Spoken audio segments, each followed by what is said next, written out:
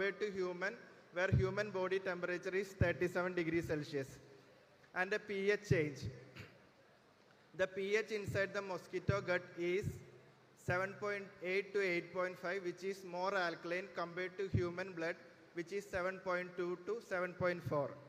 Along with this, an exflagellation activation factor called xanthanuric acid, which is basically a metabolite of tryptophan. So this xanthanuric acid is present exclusively only in mosquitoes.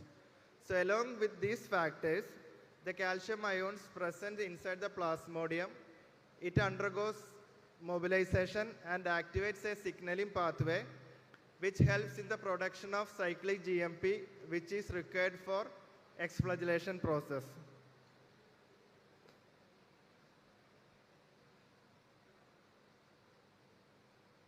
So I'm going to present an unusual case presentation of exflagellated forms present inside human blood, and this case was reported at the reference laboratory of hematology and coagulation in Dubai, where a 6-year-old male who had a recent travel history to India presented with fever.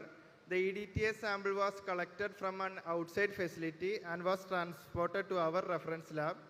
Leishman stain smear was prepared and examined, and the laboratory findings include the ring forms, tropozoites and schizones of Plasmodium vivax.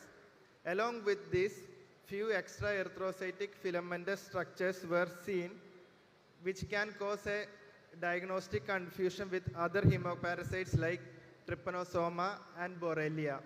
And on detailed examination, these extra erythrocytic structures were identified as exflagellated forms of microgametes. So how this happens is, this exflagellation actually happens in vitro in the collected blood. So when it comes in contact with the atmospheric air, the carbon dioxide dissociates, and this causes an increase in pH along with a decreased temperature, and this causes an environment which mimics similar to the mosquito gut, and the male gametocyte present inside the collected blood, it undergoes the exflagellation process. And why this exflagellation is rare? Because there should be a triggering environment like an increased pH and a decreased temperature. Along with, there should be presence of male gametocytes inside the collected blood, and male gametocytes, they are short-lived outside the host. So this process, along with depletion of calcium ions in presence of EDTA, which causes this process rare. And morphologically, this has resemblance with Borrelia and Trypanosoma, where Borrelia, their morphology is spiral shaped with no nucleus, and Trypanosoma, they have a kinetoplast nucleus with an undulating membrane. So this is how an exflagellated forms seen in Leishman stain sphere with blue nucleus and faint flagellar stain. So which can cause confusing with Borrelia and Trypanosoma because of the unfamiliarity of the morphology of Borrelia and Trypanosoma, along with the unawareness of exflagellated forms that can be seen in human peripheral blood. So in conclusion, exflagellation can be seen in human blood, though it's uncommon.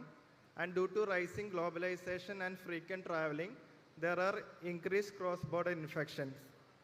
And these exflagellated forms can cause a diagnostic confusion with spirochetes, trypanosomes, or even with stained artifacts.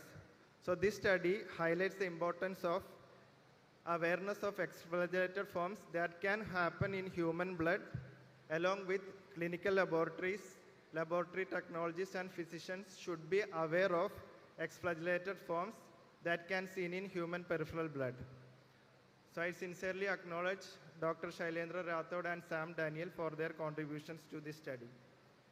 Thank you. Thank you, Mr. Abin Varghese.